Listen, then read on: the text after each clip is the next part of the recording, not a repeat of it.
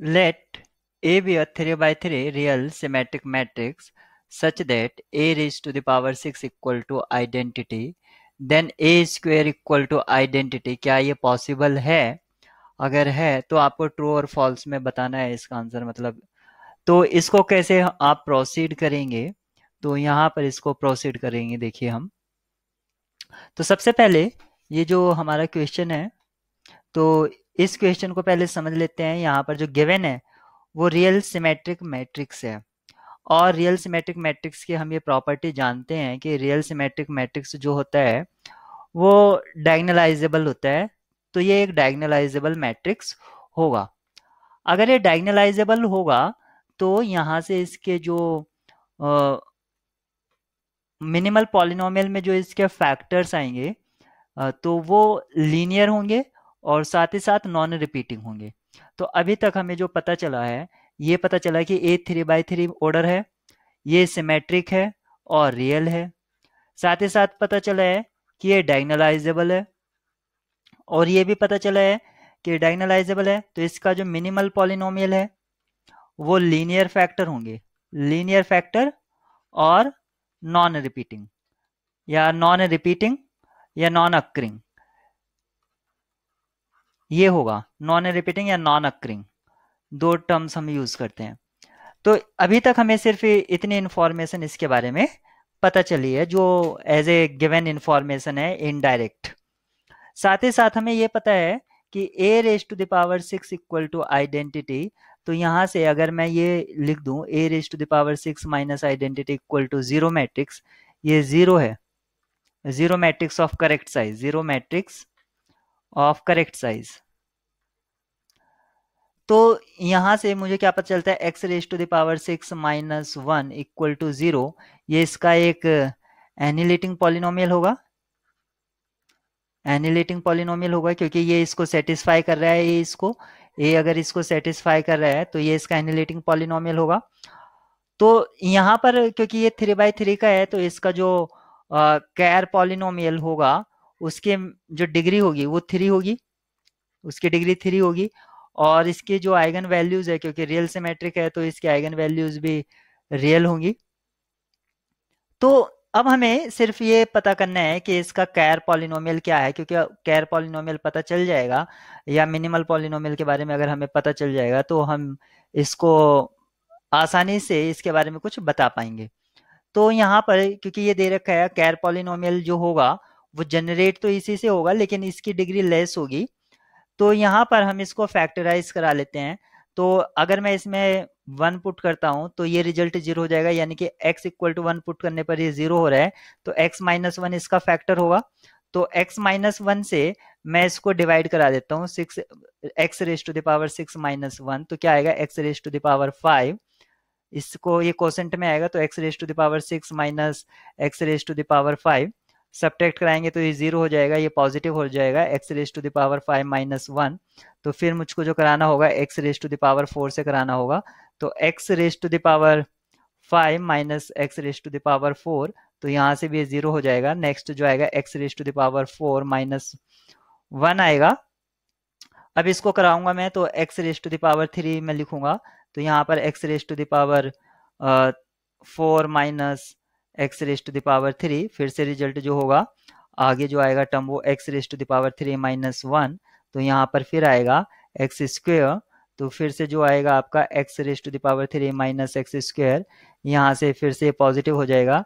तो नेक्स्ट जो आएगा x स्क्वेयर माइनस 1, अब मैं फिर से x ले लूंगा, तो यहाँ पर क्या हो जाएगा x स्क्वेयर और माइनस एक्स सब्ट्रैक्ट कराऊंगा तो ये हो जाएगा x माइनस 1, तो फिर मैं यहाँ पर 1 ही ले लूंगा।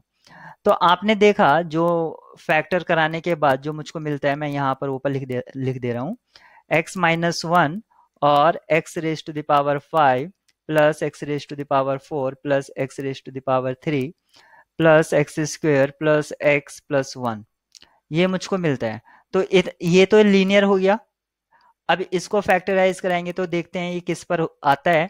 तो अभी जो मैंने रखा था वो 1 रखा था, माइनस 1 रख के देख लेते हैं, क्योंकि अगर प्लस रखेंगे तो सारे प्लस में ही आएंगे रिजल्ट, इससे कभी भी 0 नहीं होगा। तो अब जो रखेंगे कोई एक नेगेटिव वैल्यू रखेंगे, तो हम -1 पर चेक कर लेते हैं। यहाँ से -1, यहाँ से +1, यहाँ से -1, यहाँ से +1, यहाँ से -1 और यहाँ से +1, तो ये सारा 0 हो जाएगा। यानी कि x equal to -1, x equal to -1 इसका एक रूट होगा, तो x+1 क्या हो जाएगा, इसका फैक्टर हो जाएगा। तो अब हम x+1 से इसको डिवाइड करा लेते हैं। जो क्वोशंट था x⁵5 plus x⁴ plus x³ plus x² plus x+1, long division से ही करा लेते हैं क्योंकि हार्ड नहीं है कोई, सिंपल है। x⁴ आएगा सबसे पहले, तो यहाँ पर 5 प्लस x⁴ सब्ट्रैक्ट कराओ, ये 0 हो जाएगा, ये भी 0 हो जाएगा।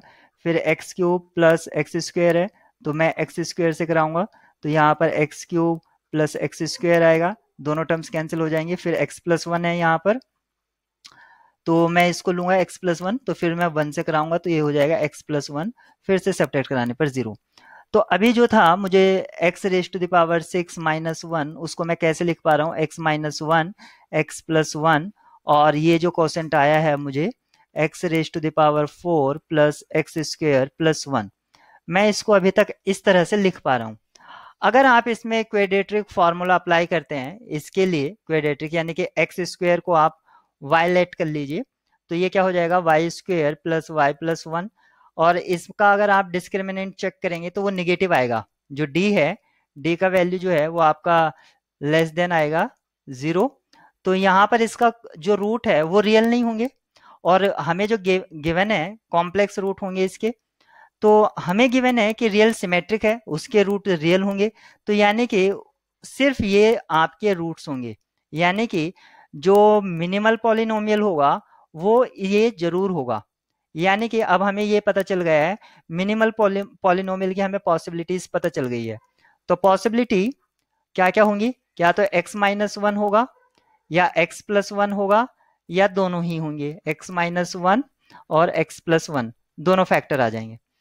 अगर ये हो जाता है हमारा मिनिमल पॉलिनोमियल, तो यहाँ से हमें क्या पता चलेगा, अगर हम मिनिमल पॉलिनोमियल में a पुट करेंगे, क्योंकि मिनिमल पॉलिनोमियल क्या होता है, वो पॉलिनोमियल होता है लीस्ट डिग्री का जो उसको एनिलेट कर देता है। तो अगर यहाँ पर a रखेंगे तो x की जगह a पुट किया -i, या इक्वल टू i लिख सकता हूं मैं, तो यहाँ से तो मुझे ये मिलता है। फिर यहाँ पर रखूंगा तो a इक्वल टू -i, और अगर मैं यहाँ पर रखूंगा तो ये x² -1 है, तो यहाँ पर रखा मैंने a² इक्वल टू i। तो इस केस में तो ट्रू हो रहा है, जो हमसे पूछा गया था a² इक्वल टू i यहाँ पर, तो इस केस के लिए तो ट्रू हो रहा है जब आपके ये फैक्टर है। अगर यहाँ से अगर मैं देखता हूँ इन दो केस से, तो यहाँ पर भी देखेंगे आप, तो अगर फर्स्ट को देखता हूँ तो a² इक्वल टू i यहाँ से भी आएगा, क्योंकि a इक्वल टू i है तो a² इक्वल टू i। और अगर मैं यहाँ से देखता हूँ नेगेटिव वाले से, जहां पर -i है, तो यहाँ से भी a² इक्वल टू i आएगा। यानी कि आपका मिनिमल पॉलिनोमियल चाहे ये हो या ये हो, a² इक्वल टू i आपका आ रहा है। तो ये जो आपकी स्टेटमेंट यहाँ पर दी गई थी, ये आपकी ट्रू हो जाती है। ठीक है, एक बार फिर से कॉन्सेप्ट को रिवाइज कर लेते हैं। क्या है कि A जो है वो 3/3 रियल सिमेट्रिक मैट्रिक्स है। रियल सिमेट्रिक मैट्रिक्स होने की वजह से उसने इनडायरेक्टली हमें ये बता दिया है कि ये डायगोनलाइजेबल है, और डायगोनलाइजेबल ने हमें ये बता दिया कि इसके जो मिनिमल पॉलिनोमियल होगा वो लीनियर होगा और नॉन रिपीटिंग उसमें फैक्टर्स होंगे। ठीक है, इस कॉन्सेप्ट को हमने यूज किया, और हमने एक ट्रायल एंड एरर से हमने ये पता किया कि इसका जो रूट है वो क्या होगा। तो हमने ट्रायल एंड एरर से पता किया कि x इक्वल टू 1 इसका रूट है, जो यहाँ पर एनिलेटिंग पॉलिनोमियल दे रखा था। फिर उसको हमने रिड्यूस कराया लोअर डिग्री में, और उससे हमने इसके लीनियर फैक्टर पता किए। लीनियर फैक्टर पता करे तो हमें सिर्फ इसके दो लीनियर फैक्टर मिले, एक x-1 और एक x+1। उससे हमने मिनिमल पॉलिनोमियल की पॉसिबिलिटी जनरेट करी, और फिर हमने उस पर देखा कि उस कौन है जो उसको एनिलेट कर रहा है, तो ये तीनों ही कंडीशन इसको एनिलेट कर रही है।